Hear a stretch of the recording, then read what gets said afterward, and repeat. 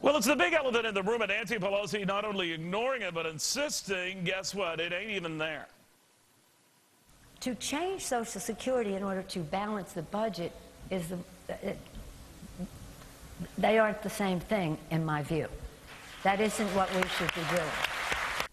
The Speaker speaking up on Social Security amid growing calls something be done fast to shore it up, or the beloved entitlement program could be going down. Pelosi says that she is dead set against raising the retirement age, something even zealous fans of Social Security insist must be done to keep the system solvent and the payouts to beneficiaries coming. To our Fox All-Stars, that sealed it. The Democratic leadership all but punting on it. Or did it? Social insecurity? With me now, Jonathan Honig, Lizzie McDonald, and Mike Norman. So, Lizzie, if Nancy's not even open to raising the retirement age, one of the least painful suggestions for shoring it up, then what?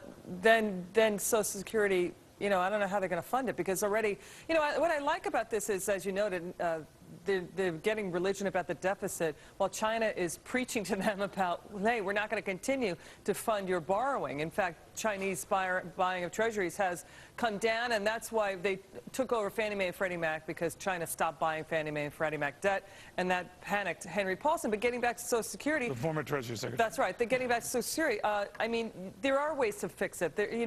It's not like the answers are in a galaxy far, far away. I mean, you do a CPI index. We were working on the religion analogy. Well, we yeah, I was can working go on to that. Star Wars stuff and that kind of later, but no. No, I'm right. All right, I'll stay on. I won't mix the metaphors. But CPI, benefits tied to CPI increases, not wage increases, and hiking the retirement age, because, we are living longer. We're living 10 years beyond, but none of that's being addressed by Nancy Pelosi. On paper, at least, the least painful measures aren't even entertained by the Speaker of the House. I mean, this thing isn't moving, Mike. Because there's no solvency issue. How can it go solvent? The government can create any amount of money to pay to whomever it wants. The only question is whether or not we have the real assets to consume. Look, okay, Jonathan, you're laughing. I have David Walker on a soundbite, who's the head of Obama's Deficit Commission, saying, and I'd be happy to provide this soundbite, there's no solvency issue, the checks are not going to bounce. This is a scare tactic, and it's being put forth by people who have had long What if we didn't print money? What if we didn't print money? What if we didn't print money? Democrats and Republicans are raising the same fears.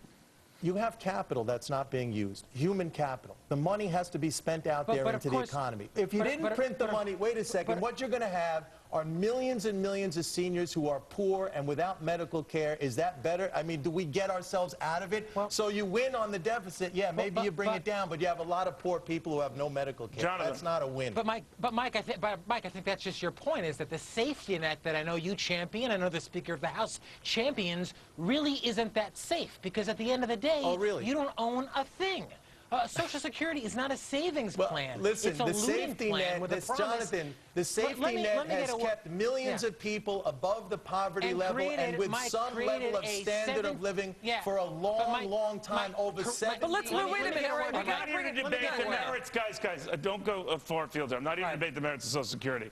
I am here wondering, short of Mike's solution to just print more money to keep it going, which is many people argue, Lizzie, if you didn't have that option, and you just knew that there was finite funds coming in versus, finite money going out, well, actually not so finite going out, then there's a reaper to pay. Yeah, there is a reaper to pay. And yes, and to Mike's point, if Mike will just let me finish, what he's saying is we've got a lot of capital in this country to sell. We could sell assets to fund it, but who's going to buy the assets? And as for printing money, and look, the dollar is going to get pounded, and it's already getting hit. Hang on a second, they're hit very hard since 1999. The dollar will get hit. Mike has to answer that. Go ahead, Mike. Answer. We keep hearing this scare tactic. It's not a scare tactic. The dollar will get hit. We're running out of money, Mike. Neil, we're running out of money. If you print money, the dollar gets hit.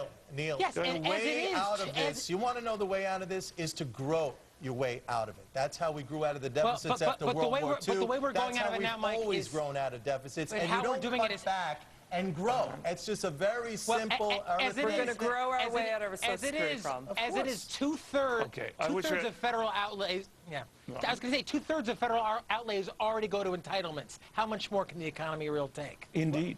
Indeed. I always find you end an argument by saying indeed.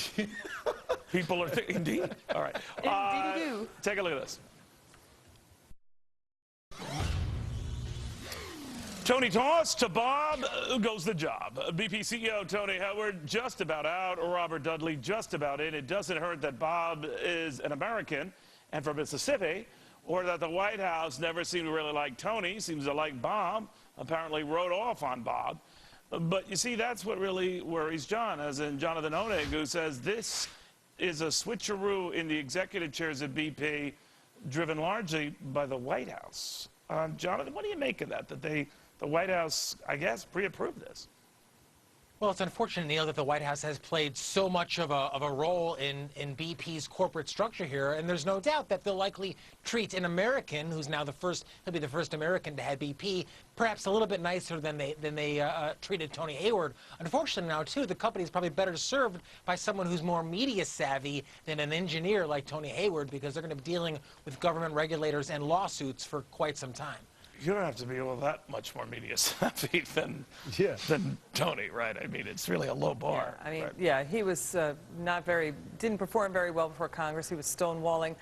He seemed rather dismissive, gave cursory answers, didn't get into, you know, what Congress is, you know, that dog and pony show, just wasn't having any of it. So, you know, I'm not crying any tears for Tony Hayward leaving, really. I don't think anybody should. $18 million on the way out, by the way. Yeah. It's not But Mike, what do you think? I don't think it's unfortunate. Look, this was a national emergency. The government has powers in these circumstances. He did a terrible job, as Liz mentioned. And, you know, this is what happens. I mean, they have to act in the See interest the of... sinister pattern here? You know, What sinister pattern? You know, Neil, Sinister pattern? The top guy at GM. You can't, first of went all... on and dictated policy to all our healthcare CEOs. Then went on and went after all the oil guys, all the banking guys, all the brokerage guys. You know, I'm not the sharpest tool in the shed, but I can see a lot of pretty folks sharp. You know what? messing up in the shed. Well, first And if you of all, argue that, then you don't know shed. I don't know shed. and Neil, I don't know shed. no, Go ahead. I'll let No Mike one's answer gonna argue that this isn't- no, that's- I'll let you answer because you agree with me. I like you. But Mike, I want to answer that.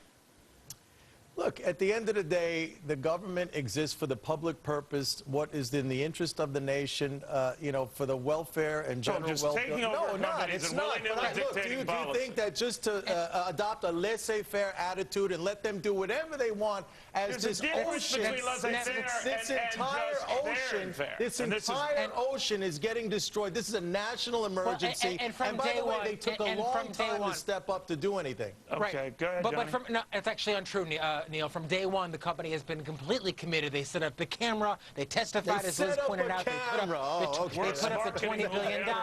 They in reverse. Yeah, What's because been now you interesting can has really been gauge what the spill is and what the fines are going to be, because they were misleading the public about that. 50 million gallons a day, and from you know, day- as but long Mike, as they set up yeah. the camera. No, let's set up the bigger Well, point that Mike, Jonathan's raising here, and Lizzie, that is, you know, there is a pattern of intrusiveness here, and Mike can argue, and I've heard others argue very, very astutely, that, you know, this is what happens when these companies screw up and the government has to step in the public interest. Where I respectfully disagree with Mike is this goes beyond the public interest to serving sort of like government takeover interest. Yeah, and political interests. And you don't, I agree, you don't want a commander-in-chief executive, you know, who's calling the shots. You want the free market. But look, the oil industry, BP did screw up, and the Wall Street did mess up, and they need to put the guardrails up. Okay, so let me understand. You're calling this a government takeover of BP? No, No, not Mike, saying but that. from No, day no, one, the it's not. president's attitude has been... A government No, with it's not. its proverbial boot on BP's throat. That's Right. what I mean, the president said that he would fire Tony Hayward. He said that he wanted to know whose ass to kick. But look, He's you know used what? the I'll tell you, tragedies and Jonathan, excuse something. to But I'll push tell you new green something. regulations. There really was no nationalization of companies. There was no zeroing out of stock and wholesale firing of management or board directors across the board. There was, you know, GM removing the chief executive and control. It is a cookbook to serve man. We're on the plate. No idea where I'm going with that, but